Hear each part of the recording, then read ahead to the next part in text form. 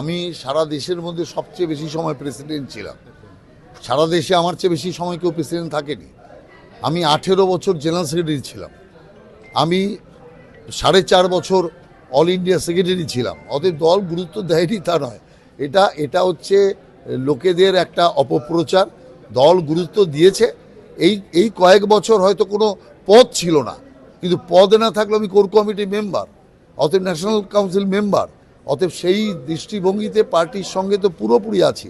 আর আমি পরিষ্কার আপনাকে বলতে চাই, আমি পদকে কোনো বড় কিছু মনে করি না, আমি কাজকেই বড় মনে করি।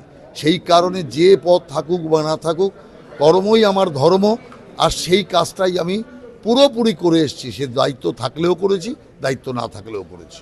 এটা তো একটা বিরাট সুযোগ আমার কাছে, যে এই রাজ্যে যে কি নক্কারজনক অবস্থা চলছে, গণতন্ত্র অবহেলিত, যারা মা মাটি মানুষের কথা বলে ক্ষমতায় এসছে, তারা মাকে সবচেয়ে বেশি কষ্ট দিয়েছে। মাটি তো পুরো বেহাত করে ছেড়ে দিয়েছে, মানুষের অবস্থা বেহাল।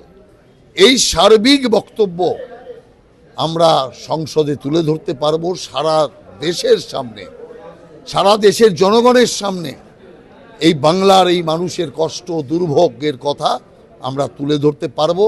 আর এক মহিলা মুখ্যমন্ত্রী থাকাকালীন মহিলা নির্যাতনে বাংলা ভারত সেরা, এই যে লজ্জা, এই লজ্জা থেকে পরিত্রাণ পাওয়ার জন্য আমরা সংসদে আমাদের সোচ্চারিত কণ্ঠকে আরও জোরদার করব।